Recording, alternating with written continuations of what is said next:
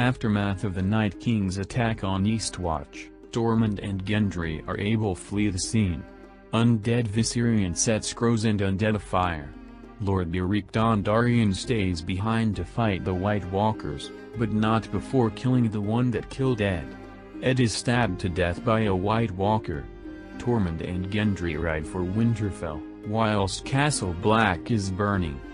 Daenerys, Jon, Tyrion, Davos, Jorah, Brienne, Podrick, the Hound, Missandei, Varys and Theon arrive in Winterfell. Davos remarks that it has gotten much colder and darker since he has left with Jonathan Arya and Jon are first reunited. Daenerys meets Sansa Stark and Sansa asks whether she and Jon are in love now. Daenerys don't give a proper response to that. Sansa doesn't seem too pleased with Jon returning to Winterfell and Daenerys' presence. Jon notices this and chats with her. She mentions Littlefinger's death and how he has always betrayed them right under their nose. She says it is plain stupid to work together with Cersei Lannister. The Hound and Arya also have a conversation with each other. Arya tells the Hound she didn't regret to leave him behind without having him killed off. The Hound answers that Arya should have had him killed off right there, especially with the things he has seen beyond the wall. Euron Greyjoy arrives back in King's Landing with the Golden Company and meets up with Cersei Lannister and the commanders of the Golden Company in the throne room. Cersei thanks him for having the Caesarids shipped to King's Landing, and she orders the Commander-in-Chief to take Storm's End and to have the army gathered in the fortress. Robert Baratheon once told her that the fortress has stood for many centuries and she's sure that it will keep standing during the long night as well. Since there's no Baratheon holding the castle any longer, it wouldn't be too difficult to just take it themselves. They'll need to protect themselves during the Great War. Later that night, Euron Greyjoy is about to have sex with Cersei, and he jokes that she won't miss her brother after she finds out what he can give her. Cersei's face says enough. She isn't too pleased with Euron in her bed. The following morning Euron leaves with his ship the Silence to ferry the Caesarids to Storm's End to take the fortress. After he comes back, he tells Cersei he wants to be her king. Inside the Silence, Euron has a conversation with Ymir Greyjoy about Queen Cersei. Yara point-blank tells him that she knows he isn't interested in being Queen Cersei's pet husband at all. Euron laughs and tells her his good friends from Braavos will take care of that problem soon enough.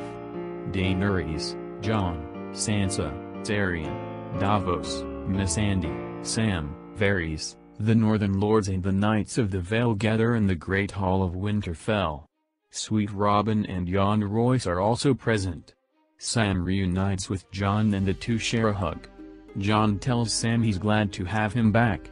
The Northern Lords aren't too pleased to accept Daenerys as their queen.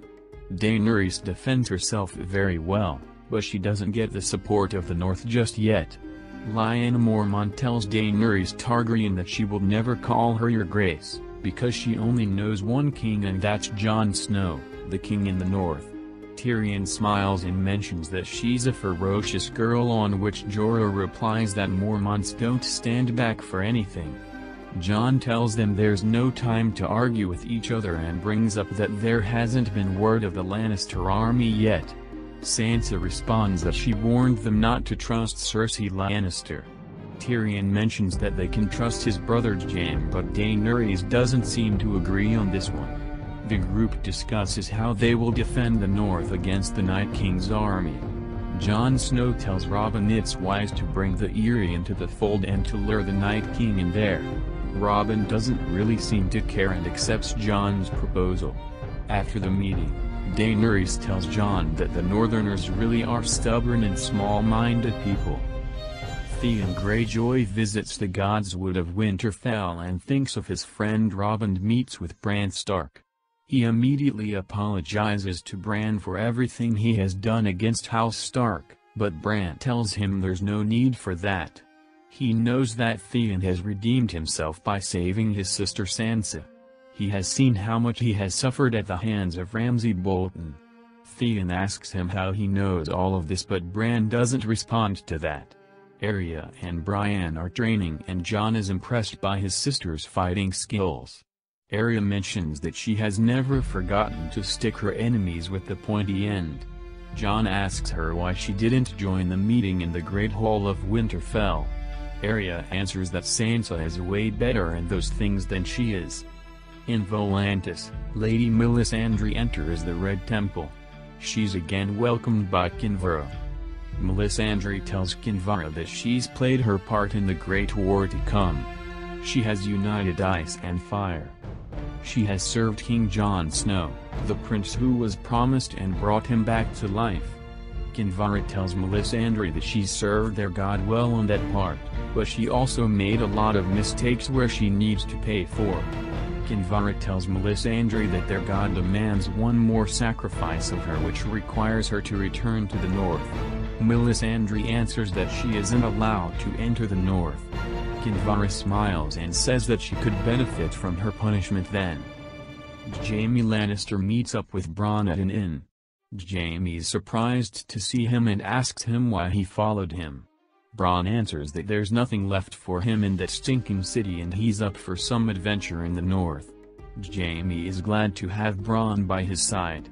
Bronn asks him why he has left the woman he loves the most, but Jaime doesn't fully respond to his question.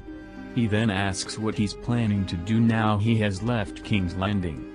Jaime tells Bronn he's on his way to Riverrun to bring the garrisoned Lannister army back to the fold.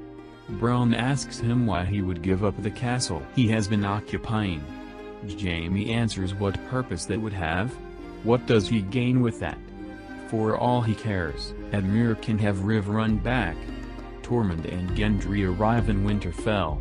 Jon Snow asks Sansa why Bran didn't take the time to join the meeting in the Great Hall and didn't even come to speak to him.